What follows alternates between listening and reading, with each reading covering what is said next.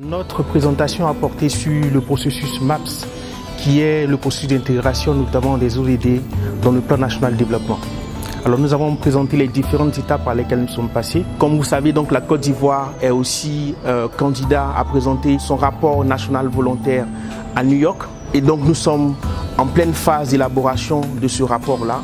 Il s'est agi notamment pour nous de présenter les grandes lignes d'exécution notamment de ce rapport, de partager les grandes observations à date, sachant que non, ces observations seront encore alimentées par d'autres rapports ici et là, le rapport notamment de la CEDEAO, le rapport notamment de l'Afrique, pour qu'en juillet 2019, nous ayons notamment un rapport qui soit à la hauteur des ambitions de la Côte d'Ivoire pour les ODD.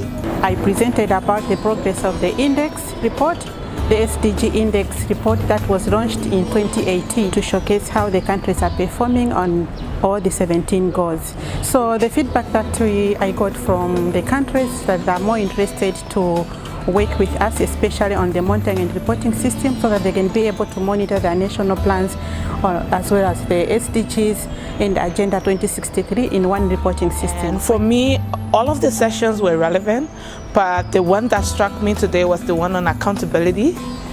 I think states' responsibility or states' role in being accountable for the projects that they run for the overall achievement of the SDGs really struck me today, and I will really feel somehow if I left from here without such a session that reminds stakeholders that they ought to be accountable to their citizens as well as the citizen even demanding accountability if they are not. I shared today with the conference the results of the work that we have been doing with pilot countries with respect to how to strengthen the accountability framework in the planning processes in those countries. Those countries include Benin, Cameroon, Kenya, Egypt, Zambia, where we have been working with the planning authorities and the statistics authorities to better understand the weaknesses, the strengths, the opportunities, and also the threats. So a SWOT analysis of the planning and the statistics systems in in all 5 countries. These 2 days have been very intense.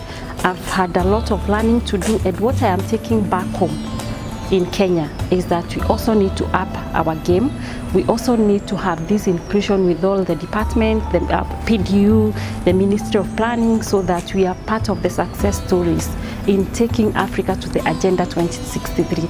But as I said yesterday during my presentation, we need to make sure that women are well represented. I'm so happy to be part of this expert meeting because, you know, as a sub-regional, at the sub-regional level, we are learning from the mistakes in the implementation of the MDGs, so that we'll be able to kind of escalate the understanding of SDGs from a parliamentary perspective. So I came purposely to share the parliamentary perspective with experts in the sub-region for us to be able to implement the 2 agendas. J'ai eu à présenter une étude que nous avons menée qui voulait voir un peu l'état des capacités statistiques et les dispositifs institutionnels qui sont mis en place dans les pays pour faire le suivi et l'évaluation des ODD. Maintenant, en termes de principaux résultats, ce qu'on peut retenir, c'est que s'agissant des capacités statistiques, il y a des insuffisances en matière de ressources humaines, de même que au niveau de la mobilisation des ressources. Les ressources sont relativement faibles dans les différents pays. Ma présentation s'était appesantie sur les réalisations de notre bureau en termes d'activités planifiées, les outputs qui ont été planifiés pour 2018 et du début de l'année jusqu'à ce mois de mai. Cette journée, nous avons discuté sur 2 thèmes extrêmement importants. Le premier sujet a porté sur les dynamiques démographiques au service du développement dans le contexte de l'Afrique de l'Ouest. Le format, c'était un panel de discussion où nous avons eu d'éminentes personnalités, la commissaire de la CEDEAO en charge des affaires sociales et du genre. Nous avons également eu une responsable d'une structure en charge des questions de population, le Ghana, National Population Council of Ghana, sa directrice exécutive. Et nous avons eu également un think tank dans le domaine des dynamiques démographiques qui nous a éclairé sur les aspects théoriques.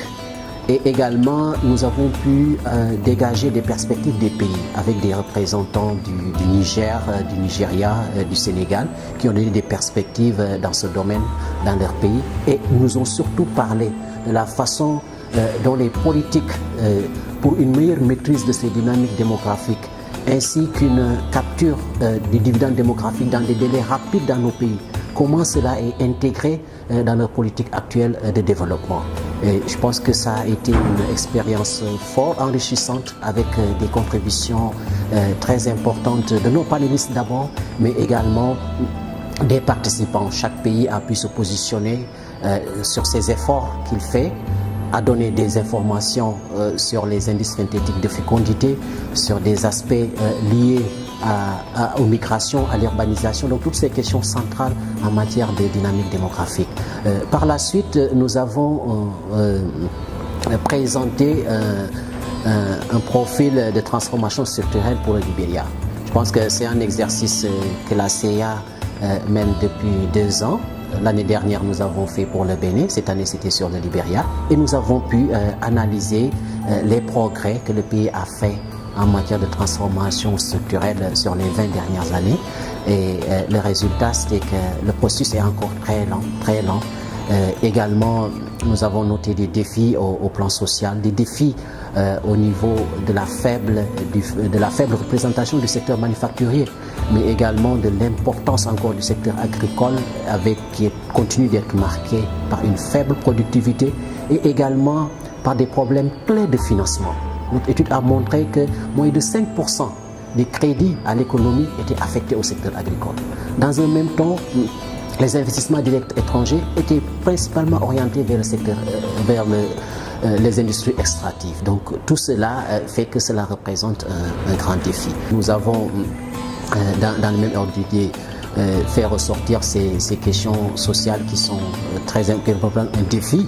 Il y a des progrès, certes, pour le Libéria en matière de réduction de la mortalité infantile, en matière de réduction de la mortalité maternelle, mais ça dépasse, le niveau pour la mortalité maternelle par exemple dépasse 1000 femmes qui meurent quand on considère 100 000 naissances vivantes. C'est un niveau très élevé qui est encore loin de la cible de 70 pour les ODD ou du niveau mondial moyen de 200 femmes. Donc c'est des défis et nous sommes heureux que le représentant du Libéria, qui est le ministre assistant chargé de la planification, qui a rassuré sur les efforts que le gouvernement est en train de faire à travers son nouveau agenda de développement, le Propos Agenda. Et il a dit que notre analyse, notre diagnostic, qu'il y adhérait, mais que le gouvernement est en train de prendre les mesures nécessaires pour changer cette configuration de l'économie libérienne dans son ensemble. Et je pense que cela a été une satisfaction que les analyses de la CIA puissent être utilisées et orienter les politiques nationales de développement. Notre activité aujourd'hui consistait à présenter le STEPS qui consiste à analyser le processus de transformation structurelle du Libéria. Et donc nous avons analysé le Libéria dans 3 dimensions principales.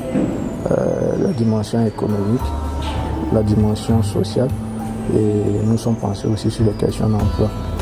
Au niveau économique, nous avons remarqué comme résultat principal que la richesse du pays est principalement dominée par le secteur agricole et que le secteur manufacturier contribue très peu à la création de richesses parce que le secteur manufacturier est confronté à plusieurs formes de contraintes.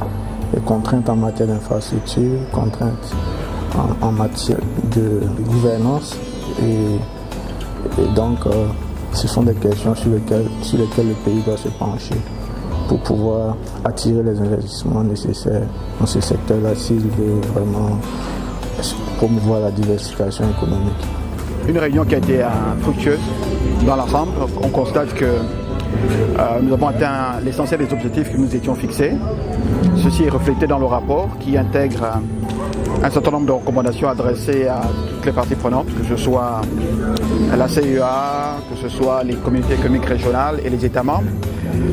Les recommandations tournent autour de la nécessité d'accélérer le processus de développement en veillant autant que faire se peut à intégrer les questions de dynamique démographique dans les plans de développement des pays.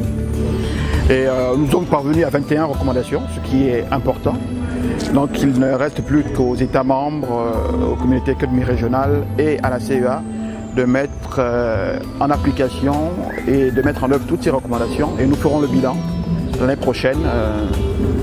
Nous l'espérons au Nigeria, parce que le Nigeria s'est proposé d'accueillir la prochaine session qui aura lieu sûrement au cours du premier semestre 2020. It was a very success meeting related, if you compare to the meeting that we held the previous year. Quality of participation, because we have more than 5 ministers, and the ECOWAS also commissioner was there. We gave her more than 100 participants in West Africa. That's a very success meeting. And also Liberia, also it's the first time for him to hold this meeting.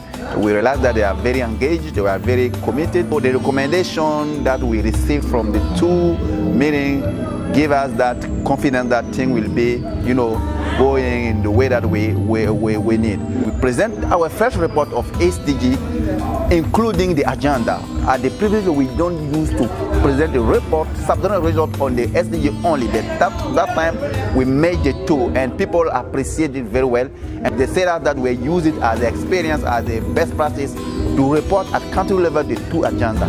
So to sum up that, saying that it was at all time a very success. Yeah, it's been a very interesting, very dynamic meeting, and there are a lot of things that have come out. But for me, the most important is implementation. Because population dynamics, whether you name it or not, it is happening. You can't say you don't have a population policy, because as long as you are giving birth and people are dying and people are migrating, that is your ad hoc population policy. And so we need to own it and make good policies, implement good policies, so that the dynamics would reap the dividends that we seek.